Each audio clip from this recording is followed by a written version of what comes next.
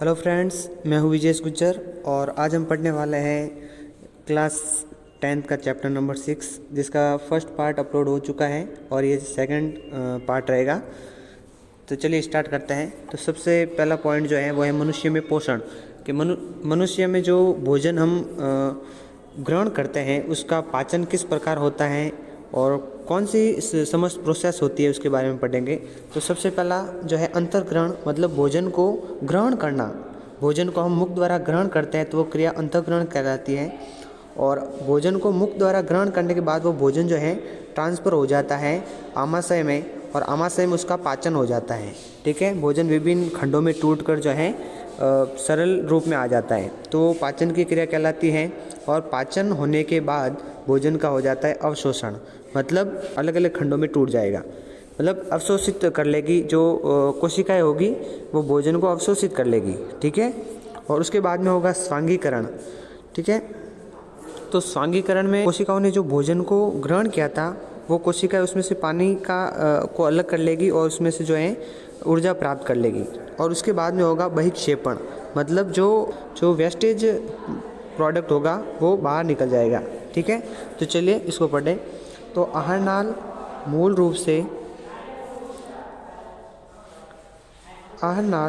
रूप से मुंह से गुदा तक विस्तारित एक लंबी नली है।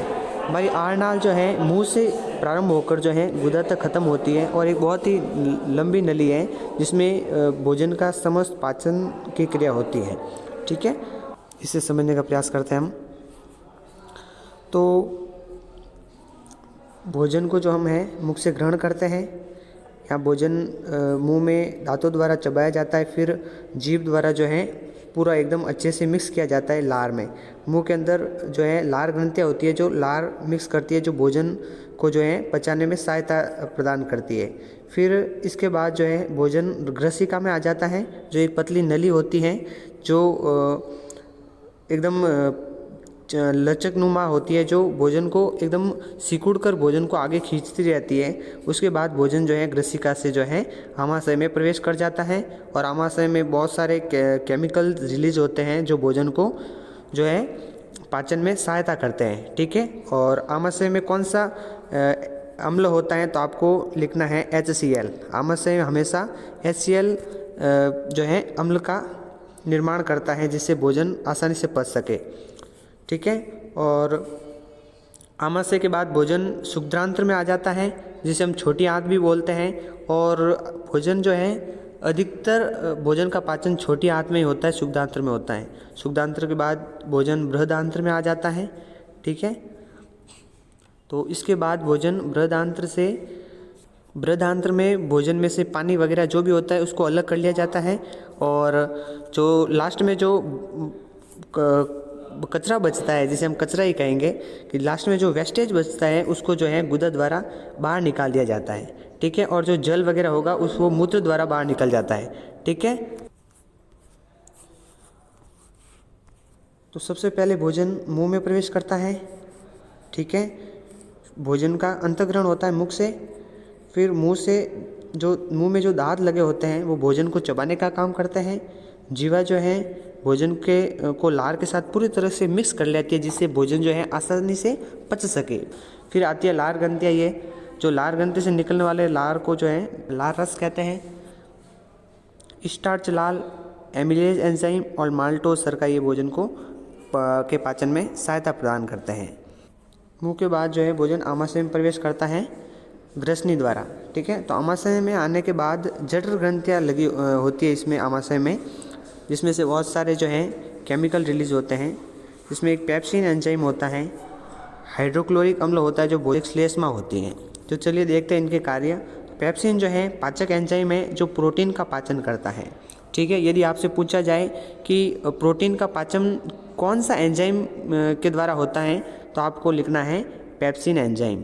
और हाइड्रोक्लोरिक अम्ल जो है ये भोजन आमाशय में अम्लीय माध्यम उत्पन्न करता है जो कि पेप्सिन को जो है पेप्सिन की सहायता करता है, किसमें? प्रोटीन के पाचन में। ठीक है ना, तो हम HCl जो है पेप्सिन की मदद करता है। ठीक है, फिर होता है श्लेष्मा। ये श्लेष्मा जो है आमाशय के अंदर एक कवरिंग होती है, आमाशय के अंदर एक कवर होता है जिसको श्लेष्मा बोलते हैं। और ये श्लेष्मा का काम होता है कि जो HCl वगैरह केमिकल रिलीज होते हैं आमाशय में, उससे जो है आमाशय को नुकसान ना हो, इसलिए उसके अंदर एक श्लेष्मा का कवर होता है। ठीक है। अब आती है सुखदांत्र मतलब छोटी आंत। तो छोटी आंत में भोजन बहुत अधिक जो है पाचन की क्रिया भोजन की अधिकांश जो है सुखदांत्र में ही होती है। ठीक है। आंतरस, इसमें कार्बोहाइड्रेट, वसा और प्रोटीन का पाचन होता है। ठीक है। जिसमें प्रोटीन का पाचन एमिनो अम्ल द्वारा, वसा का पाचन वसा अम्ल द्वारा या ग्लिसरॉल, और कार्बोहाइड्रेट जो है ग्लूकोज में टूटता है। ठीक है। अब यकृत और अग्नाशय से बहुत सा केमिकल निकलते हैं। यकृत से निकलेगा पित्तरस और अग्नाशय से निकलेगा अग्नाशयी रस। ठीक है। तो यकृत से पित्तरस निकला जो कि पित्त लवण का निर्माण हुआ, और वसा जो बड़ी गोलिकाएं थी वो पित्त लवण से जो है छोटी गोलिकाओं में टूट गई। मतलब जो वसा के बड़े बड़े टुकड़े थे वो पित्त लवण के मिलने से जो है छोटी छोटी गोलियों के रूप में जो है खंडित हो गई, जिससे जो है पाचन में आसानी हो गई। फिर से जो अग्नाशय जो है, अग्नाशय से अग्नाशयिक रस निकलते हैं जो कि एमिलेज एंजाइम। अग्नाशयिक रस कौन कौन से? एमिलेज एंजाइम, ट्रिप्सिन एंजाइम और लाइपेज एंजाइम। ठीक है। तो इन तीनों के क्या काम है तो वो देखते हैं। तो प्रोटीन को जो है पेप्टोन्स में तोड़ने का काम करता है ट्रिप्सिन। ठीक है। वसा को जो है वसा अम्ल में तोड़ने का काम करता है लाइपेज, और स्टार्च को जो है ग्लूकोज में बदलता है एमिलेज। ठीक है। तो आपको ये तीनों याद रखना है। ठीक है कि प्रोटीन पेप्टोन्स में टूटता है, वसा अम्ल में टूटती है, और स्टार्च ग्लूकोज में टूटता है। ठीक है। फिर इसके बाद जो है दीर्घद्रोम आता है, दार्द्रोम।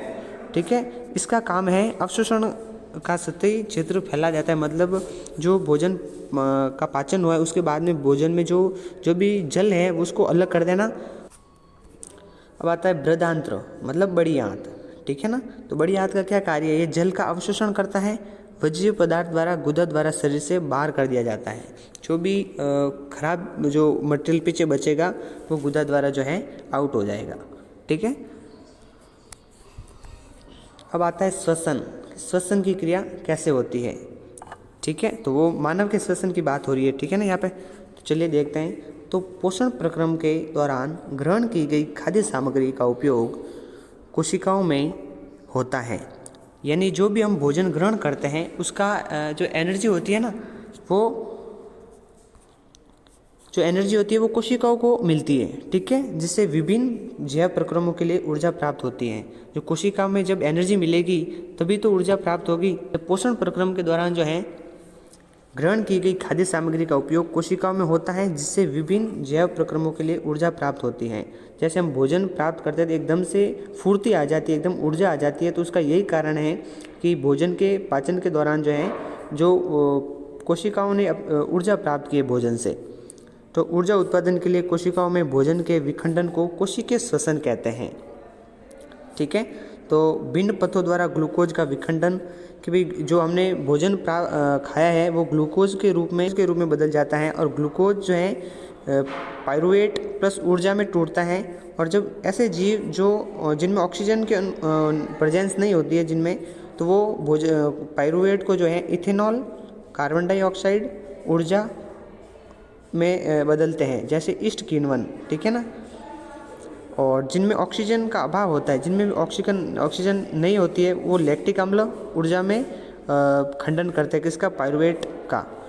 और ऑक्सीजन की उपस्थिति, जैसे मानव में जो ऑक्सीजन की उपस्थिति होती है तो वो कार्बन डाइऑक्साइड निर्माण करता है, जल का निर्माण करता है और ऊर्जा का निर्माण करता है। ठीक है। अब आता है श्वसन को दो पार्ट में डिवाइड किया गया। एक वायवीय श्वसन है और एक अवायवीय श्वसन है। मतलब ऐसे जीव जो वायु द्वारा श्वसन करते हैं, ऑक्सीजन द्वारा श्वसन करते हैं, उन्हें वायवीय श्वसन के अंतर्गत रखा गया है। और ऐसे जीव जो ऑक्सीजन की अनुपस्थिति में जो है श्वसन की क्रिया करते हैं, उन्हें अवायवीय श्वसन के अंतर्गत रखा गया है। तो अवायवीय श्वसन में जो है ऑक्सीजन की उपस्थिति में वायवीय श्वसन की क्रिया होती है। ठीक है। इसमें ऑक्सीजन होना अनिवार्य है। इसमें ग्लूकोज का पूर्ण उपचयन होता है, कार्बन डाइऑक्साइड, पानी और ऊर्जा मुक्त होती है। मतलब ग्लूकोज का पूर्ण उपचयन होना मतलब इसके अंदर जो है ऑक्सीजन जुड़ेगी, ग्लूकोज के अंदर ऑक्सीजन जुड़ेगी तो कार्बन डाइऑक्साइड का निर्माण होगा। आपको पता होगा कि सभी जो मानव हैं वो कार्बन डाइऑक्साइड छोड़ते हैं, ऑक्सीजन लेते हैं और कार्बन डाइऑक्साइड छोड़ते हैं। तो उसका यही कारण है कि जब हम खाना खाते हैं तो ऑक्सीजन लेते हैं ना, तो ग्लूकोज जो है ऑक्सीजन के से क्रिया करता है और कार्बन डाइऑक्साइड का निर्माण करता है, जिससे जीव जो है कार्बन डाइऑक्साइड छोड़ते हैं। और पानी भी छोड़ते हैं, जैसे मूत्र का निर्माण करते हैं और ऊर्जा मुक्त करते हैं, ऊर्जा मुक्त होती है जिससे कार्य करने में आसानी होती है। और वायवीय श्वसन जो है कोशिका द्रव्य और माइटोकॉन्ड्रिया में होता है, ठीक है ना। और ये अधिक ऊर्जा उत्पन्न होती है, वायवीय श्वसन से बहुत अधिक ऊर्जा उत्पन्न होती है, लगभग 36 ATP एडिनोसिन ट्राइफॉस्फेट। उदाहरण मानव में वायवीय श्वसन होता है, ठीक है ना। और अवायवीय श्वसन में ऑक्सीजन की अनुपस्थिति होगी, ग्लूकोज का उपचयन नहीं होगा, मतलब ग्लूकोज में ऑक्सीजन नहीं जुड़ेगी, जिससे एथेनॉल, लैक्टिक अम्ल और कार्बन डाइऑक्साइड और ऊर्जा मुक्त होगी, ठीक है। ये केवल कोशिका द्रव्य में होगा और कम ऊर्जा उत्पन्न होगी, ठीक है। ये अवायवीय श्वसन जो है ईस्ट में होता है। अब ईस्ट जो है एक छतरी होती है, ठीक है ना, जैसे मशरूम होता है ना, वैसे उसी प्रजाति में एक ईस्ट भी पाया जाता है। अब आता है मानव में श्वसन, कि भाई मानव श्वसन की क्रिया कैसे करता है। तो मानव जो है नासाद्वार द्वारा जो है उसमें वायु ग्रहण करता है नासाद्वार द्वारा, फिर वो ग्रसनी में एंटर करती है, ग्रसनी से कंठ में आती है और कंठ से श्वास नली में भेज दी जाती है, श्वास नली से श्वसनी में वायु एंटर करती है और श्वसनी से श्वसनिका में, ठीक है। और श्वसनिका से जो है फेफड़ों में वायु, फेफड़ों से जो है वायु कुपिका कोश में एंटर करती है और कुपिका कोश से जो है वायु रुधिर वाहिका में जो है एंटर करती है, जिसे रुधिर द्वारा वायु शरीर के समस्त भागों में पहुंचा दी जाती है, ठीक है। तो ये देख सकते हैं आप कि नासाद्वार द्वारा वायु एंटर हुई और यहाँ से जो है ग्रसनी में पहुंची, ग्रसनी से कंठ के होते हुए जो है श्वास नली से जो है फेफड़ों में पहुंची, ठीक है। और श्वास नलिका इसमें थी और कुपिकाओं में जो है वायु एंटर करी, ठीक है। तो इस प्रकार जो है वायु जो है शरीर में पहुंचती है नासाद्वार से फेफड़ों तक और अंत में जो है रुधिर में प्रवाहित कर दी जाती है, रुधिर के साथ मिक्स हो जाती है। अब मानव श्वसन क्रिया जो है दो टाइप से होती है, एक अंतःश्वसन होता है और एक उच्च श्वसन होता है, ठीक है। तो अंतःश्वसन क्या है, तो अंतःश्वसन के दौरान वृक्षी गुहा फैलती है जब वायु अंदर ग्रहण की जाती है, ठीक है ना। तो वायु ग्रहण होती है तो उसे अंतःश्वसन कहेंगे। और उच्च श्वसन मतलब हम कोई भी जीव गैस छोड़ते हैं ना, जैसे हम कार्बन डाइऑक्साइड छोड़ते हैं तो उस क्रिया को हम उच्च श्वसन बोलेंगे, ठीक है ना। तो अंतःश्वसन में वृक्षीय गुहा फैलती है, जब हम सांस लेते हैं तो एकदम फेफड़े एकदम फैल जाते हैं, ठीक है ना। तो वृक्षीय गुहा फैलती हैं, पसलियों से संलग्न पेशियाँ सिकुड़ती हैं, जो पसलियाँ एकदम हम जैसे ही सांस जो है अंदर खींचते हैं तो एकदम पसलियाँ जो है सिकुड़ जाती है, ठीक है। वक्ष ऊपर और बाहर की ओर गति करता है, जो वक्ष जो होगा एकदम ऊपर खींच जाएगा। तो वो क्यों खींचता है, जब हम सांस अंदर लेते हैं तो वक्ष एकदम खींच जाता है कि जो सांस हम अंदर लेंगे, जो कार्बन डाइऑक्साइड होगी शरीर के अंदर की, वो एकदम बाहर खींचता है और जैसे हमने सांस अंदर ली तो वो कार्बन डाइऑक्साइड बाहर फैल जाती है, इसलिए जो है वक्ष ऊपर और बाहर की ओर गति करता है। गुहा में वायु का दाब कम हो जाता है और वायु फेफड़ों में भरती है, और जो भी हमने वायु ग्रहण की है वो फेफड़ों में भर जाती है, ठीक है। तब उच्च श्वसन के बारे में देखते हैं तो वृक्षीय गुहा अपने मूल आकार में वापस आ जाती है। जो वृक्षीय गुहा फैली थी वो अब उच्च श्वसन मतलब वायु को बाहर फेंकने पर जो है वापस अपने नॉर्मल स्टेज में आ जाएगी। दूसरा है पसलियों की पेशियाँ शिथिल हो जाती हैं, जो पसलियों की जो पेशियाँ थी वो एकदम शिथिल हो जाएगी, ठीक है ना, वायु को बाहर फेंकने पर मतलब एकदम रिलैक्स में आ जाएगी। तो वक्ष अपने स्थान पर वापस आ जाते हैं, जो एकदम ऊपर की ओर गए थे वो वापस नॉर्मल स्टेज में आ जाएंगे और गुहा में वायु का दाब बढ़ जाएगा और वायु यानी कार्बन डाइऑक्साइड फेफड़ों से बाहर हो जाती है, ठीक है ना। अब वायु जो है कार्बन डाइऑक्साइड को बाहर छोड़ दिया जाता है। अंतःश्वसन वायु सांस द्वारा वायुमंडल से गैसों का अंदर लेना। अंतःश्वसन की क्रिया क्या है कि जो भी सांस द्वारा हमने वायुमंडल से जो गैसें अंदर ली है वो क्रिया अंतःश्वसन कहलाएगी। उच्छ्वसन मतलब शरीर से गैसों का बाहर निकलना उच्छ्वसन कहलाएगा। अब स्थलीय जीव जो है गैसों को जो है वायुमंडल से प्राप्त करते हैं, और जलीय जीव जो हैं जल में जो विलेय ऑक्सीजन होती है ना उसका उपयोग करते हैं। जो मछलियाँ वगैरह होती हैं वो जल में घुली हुई ऑक्सीजन से ही अपना जो है श्वसन की क्रिया करती है। अब कूपिका रक्त और ऊतकों के बीच गैसों का आदान प्रदान। अब गैसों का शरीर में अंदर तो गैसें तो पहुंच गई, लेकिन अब प्रत्येक कोशिका के अंदर प्रत्येक ऊतक के अंदर गैसों का पहुंचना बहुत ज़रूरी होता है। अंग अंग के अंदर गैसें पहुंचेगी, इसलिए अब कूपिका रक्त और ऊतक ये तीनों जो है गैसों का आदान प्रदान किस प्रकार करते हैं तो देखते हैं। तो वायु जो है रक्त वाहिनी में प्रवाहित होती है, और रक्त वाहिनी से जो है O2 RBC red blood cell में जो है हीमोग्लोबिन के साथ मिलकर HbO2 बनाती है। ठीक है ना, ऑक्सीजन रक्त के साथ मिलकर HbO2 बनाती है, और ये धमनी द्वारा, याद रखना, धमनी द्वारा ऑक्सीजन सभी अंगों तक पहुंचती है। धमनी द्वारा ऑक्सीजन सभी अंगों तक पहुंचती है। ठीक है, और धमनी द्वारा ऑक्सीजन ऊतकों में पहुंची, और ऊतकों से जो है ग्लूकोज का ऑक्सीकरण हुआ। ठीक है, और ग्लूकोज का ऑक्सीकरण होने के बाद CO2 का उत्पादन हो गया। ठीक है ना, और CO2 जो अब का निर्माण हुआ था, CO2 जो है रक्त वाहिनिकाओं में अंदर जो है आ गई, और रक्त वाहिकाओं के बाद में जो है CO2 का रक्त में विस्तरण हो गया, मतलब रक्त में मिक्स हो गई। रक्त में मिक्स होने के बाद जो है रक्त वाहिका द्वारा कूपिका में आई क्या CO2 गैस।